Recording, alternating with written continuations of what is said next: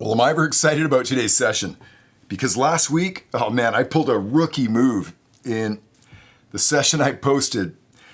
There's a 60 cycle or 60 hertz buzz on the microphone channel. It was picking up my voice. Now it's really low, so it's not sort of a big deal, but this is totally unacceptable. I mean, how long have I been doing this?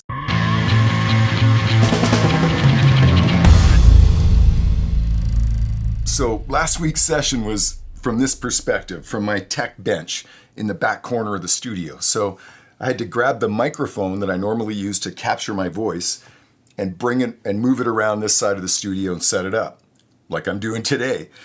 Well, in a last minute effort, I just simply grabbed a mic cord that was sitting on the floor and I quickly extended that microphone so that I could bring it over to this side of the room. And here's where I pull the classic rookie move. I didn't test that mic. I didn't check it. And as a result, I don't know why, but it picked up a 60 cycle buzz with this extra mic cable. Now, it could have been something to do with the mic cable. I haven't actually checked it.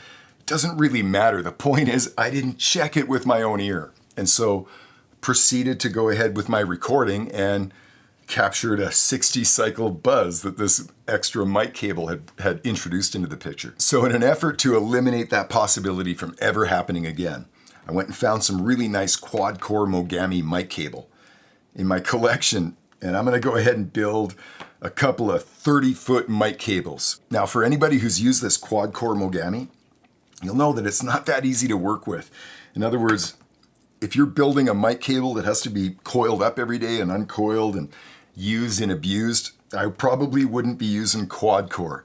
This has got excellent specs, but the fact that they're using two twisted pairs down this line just makes it a little bit harder to work with. It's just not that trainable, if you know what I mean. For any of you who have had lots of experience in the studio, you know that a really good mic cable can be trained. You can sort of teach that mic cable to behave, where this quad core stuff doesn't behave the same way. It's sort of awkward in the studio. It doesn't kind of lay the right way and all this other stuff.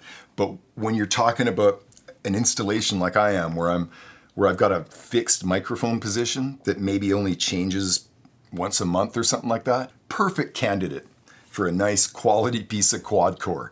So for the rest of today's session, just gonna build a couple of cables. Now I wanna point out something very important about the fact that I was able to go back and look in what I call a couple of cable boxes for this piece of quad-core Mogami. Now, in my own experience of being a recording engineer and having my own production studio, those cable boxes I'm talking about, those are invaluable and something that, in my opinion, you just have to have. In fact, they played into the decision to move Hiwatt Labs north. I mean, this is a decision that I had to make in order to move my studio and my place of business out of the main hub of the music business of LA and move into the middle of nowhere, British Columbia. I knew I had to be sort of self-sufficient. When I had my studio in LA, I probably had 15 different places that I could run out to within 20 minutes and get just about any cable I wanted.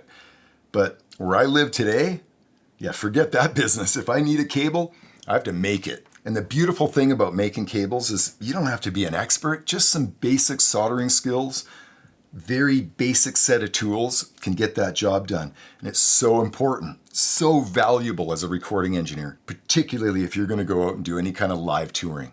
If you're gonna go out on the road, having a few skills behind that soldering iron and a few tools, a few extra parts, a bunch of switchcraft connectors, some extra Mogami cables, stuff that you just know you're gonna need. There's gonna be situations where something's gonna go haywire, and what's gonna fix it? Your soldering iron.